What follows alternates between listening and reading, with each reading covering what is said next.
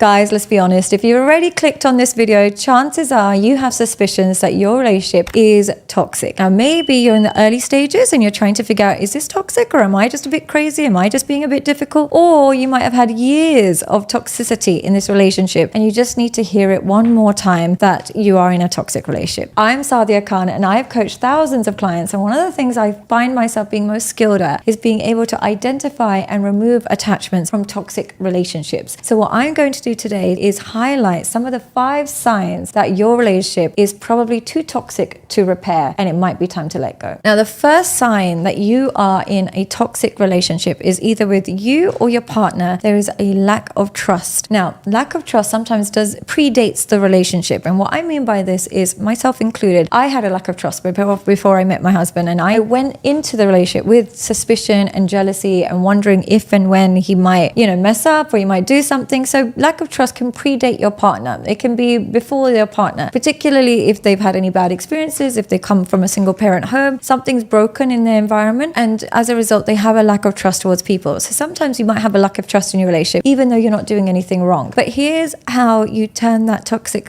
trait into a healthy one. If you have a partner that has a lack of trust in you, how you know it will be toxic is that their partner responds with anger, resentment, and hostility. And what I mean by that is, I'm not saying you have to soothe every one of your partner's anxiety. Sometimes they do have to grow up and they have to learn it. But generally speaking, if I come into the relationship with a lack of trust and I'm a bit suspicious, but then I have a partner who's holding their phone like this, not letting me see it, being really suspicious, not telling me where they are, not telling me what time they're going to come home, of course, my initial toxic trait is now going to become a dynamic. Both of us are now being toxic. But if you have a partner that comes with commitment issues or trust issues, and then they have a partner who's quite open, transparent, tells you where they're going, what time they're going to be home, happy to give you that information, not because you asked, but because they like sharing their life with you. They like telling you what they're up to. They enjoy that constant communication with you. When it comes to their phone, nobody needs to go through each other's phone, but their phone is just lying around just like how yours is lying around. You're both quite open with your phones. It's just, it is what it is. Also, you both just don't mind soothing each other. If your partner says, hey, what are you doing this weekend? What time do you think you'll be home? They're like, oh, I'm doing this. I'll be back at this time. I'll let you know. I'll text you when I get there. And the openness to the trust. So if you have a lack of trust because either you just happen to be a suspicious partner and your partner is making you feel worse about having that trust issue, chances are that relationship is going to be heavily, heavily toxic, because you've got somebody who's already got this trust issue combined with somebody who doesn't like being controlled and being told what to do.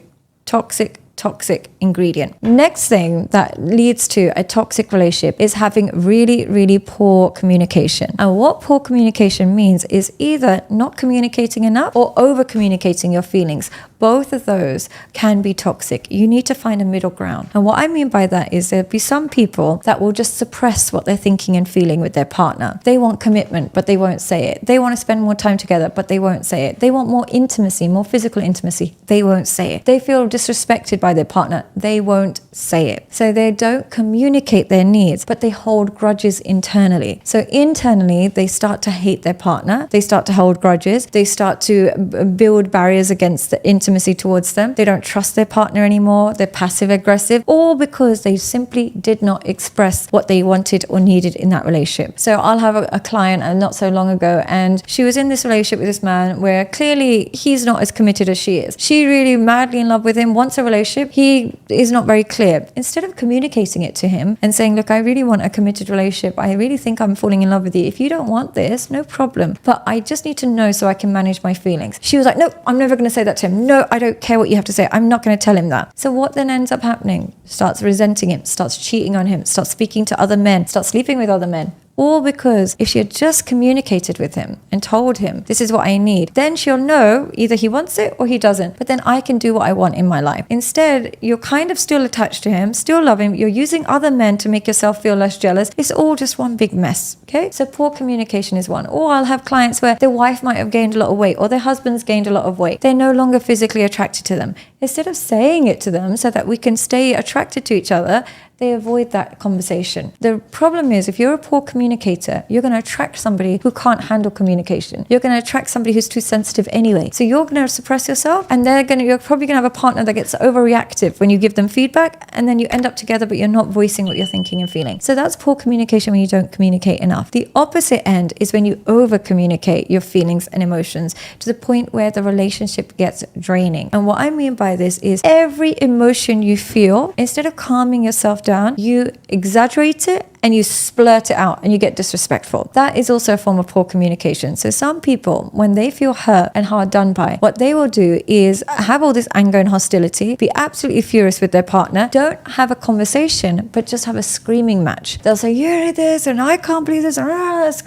screaming. That's obviously going to be toxic as well. Yeah, that one's a little bit more obvious toxic, but the poor on both ends is toxic. What you want to do instead in those moments of outbursts is, if you can't communicate, you just get into the habit of stating what you need. And what I mean by this is, if you're angry that your partner keeps coming home late, instead of being like, you don't care about me, you come accusing them, you change it to, say what you feel. I feel neglected when you keep coming home late. I need you to spend more quality time together. And then you give them the freedom to choose what to do. And based on their choice, you decide if you want to stay with them or not. But you don't just accuse, because then what happens is, when you fight like that and you're so aggressive, your underlying need gets neglected. So for example, if I'm like, oh my God, you came home so late, you're such a piece of shit, I don't know why I'm with you, so on and so forth. What ends up happening is, I then start to feel guilty about the fight. We focus on how disrespectful I was, and the fight becomes the focus. But the underlying need of quality time doesn't even get spoken about. So you need to make sure that you can control your emotions so that you can communicate effectively if you want to prevent a toxic relationship. The next step towards a very toxic relationship is to have a dynamic where there's unequal effort. And what I mean by this is, there's some relationships where one person is constantly bending over backwards to make the relationship work and doing everything they can to please their partner. The other partner is just taking all that effort and not reciprocating it whatsoever. And this happens quite a lot in these dynamics. There's some people who are naturally givers. People who give a lot, they tend to attract takers. And the reason being is, the givers usually are giving out of a place hoping one day that this person will keep score of everything you're doing and return the favor. They're really giving to you in the way that they wish you would give for them. They wish someone would give for them. They wish they love that they could have. So they give. So what that might mean is, it might not just be materialistic. It might just be they cancel all their plans to make sure that they're available when you're available. It might be that they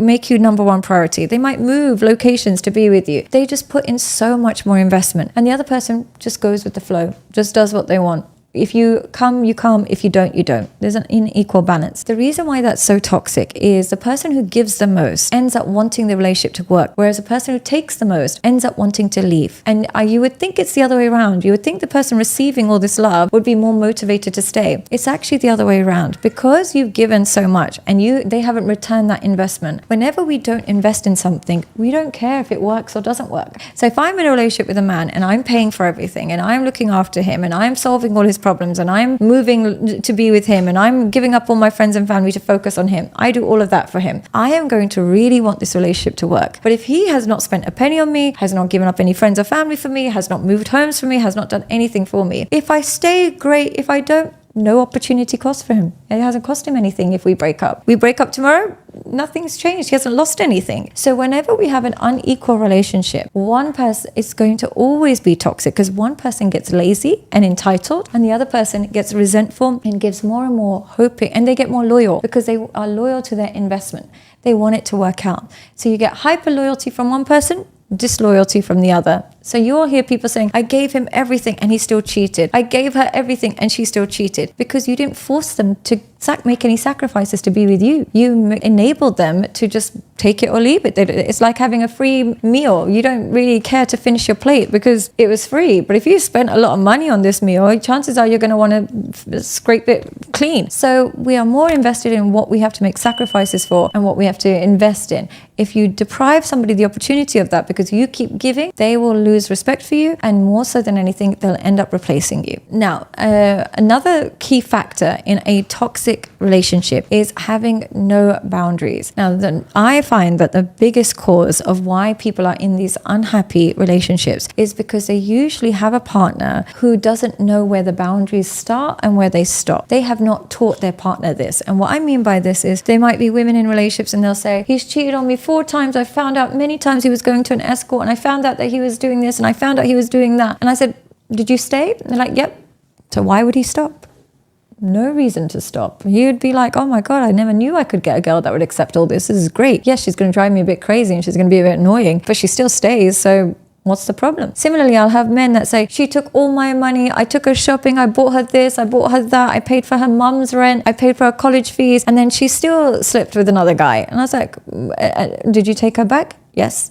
Why would she refuse a free ticket that you're offering her? Of course she's going to stay. She's just going to cheat on you instead. So when you don't have boundaries, and what I mean by boundaries is your partner needs to know very, very clearly that there is certain behavior that you will never tolerate from them. My husband, for example, will know. And I might even say to him, one day I'll let you get married again, or I might let you go cheat on me. I don't care. He knows I would never accept it. He knows. He always says, you're lying. I know you would never, ever, ever accept it. You never know. Maybe after kids, you might get more accepting, whatever, but your partner knows your energy. They know what they can and can't get away with. And so when you come across like your partner can get away with anything, they will do anything. They will literally do whatever they want. And it's not just, cheating or hitting. It's not these extreme things.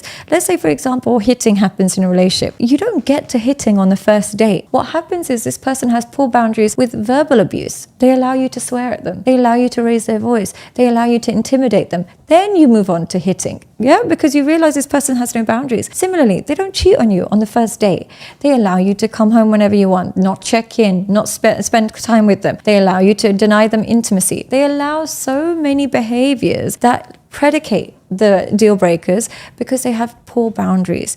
You have to have firmer boundaries on the early stages of the deal breakers for your partner and relationship to avoid being toxic. You have to have them. And the reason why you need firm boundaries is because then you'll only attract the people who are ready for a healthy relationship. So what I mean by that is, if I don't want somebody who cheats on me, it's not that I wait to the day that he's got another woman pregnant to finally leave him. In the early stages, it would be like, maybe we should delete our Tinder, or maybe we shouldn't be following other people on Instagram, or maybe we shouldn't be talking to exes. I set the boundaries there. So then we both abide by each other's boundaries and we go on towards a healthy path. But if I don't want someone to cheat on me, but I accept them still on Tinder, I accept them following everybody on Instagram, I accept them messaging girls, I accept, the relationship is going to be toxic because you're preparing for the deal breakers because of your lack of boundaries. And you really, really need strong boundaries to prevent the relationship being toxic. Now, a really important trait of a toxic relationship is having a problem solver with a problem maker. And what I mean by this is some people, they are constantly put themselves in rough positions in life and expect somebody else to solve those problems for them. So they might get themselves in financial debt, but they expect their partner to come and pay for it. They might start sleeping with married men and then expect him to leave his wife and kids to be with her. They literally put themselves in so many bad situations and expect somebody else to come and save them, somebody else to kind of make their life better. They create problems. The problem is they attract people with low self-esteem who get their self-esteem by solving other people's problems. So there are some men out there that will see that a woman may have had several... Look, I have no problems with dating and being a stepfather or stepmother, whatever it is, but I recommend only becoming a stepfather or a stepmother to somebody who has a healthy co-parenting relationship. If you are stepping in where that woman has deprived access because the other man was such an alcoholic and such a mess, or she's deprived access because he was abusive and he was this, or the man has a really toxic relationship with his ex, and you want to step in and kind of fill that void, you will suffer. You will suffer because you are paying the price of your partner's poor decision making. If she has financial debt and she can't pay for her kids because the ex was a bum and didn't pay child support, that's her fault.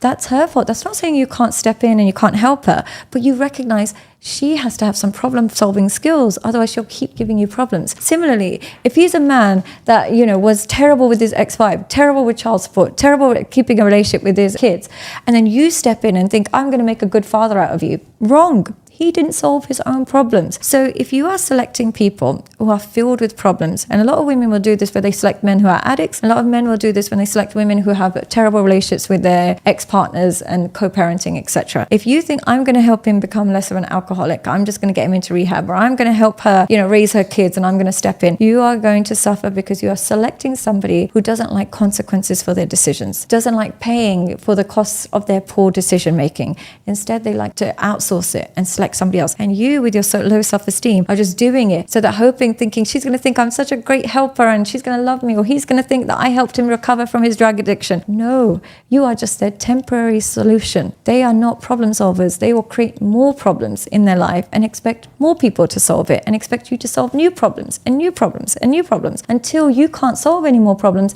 they will then replace you. So if any of those factors are sounding a bit familiar, chances are you are in a highly toxic relationship. And my advice would be is either decide if you can accept that behavior in your partner and just have radical acceptance. Yes, I know they're going to be an alcoholic, but they're going to be an alcoholic forever. I have to accept it. Yes, I know that we're going to have opposite needs and he's never really going to give me the intimacy or love that I want, but it's okay, I can accept him.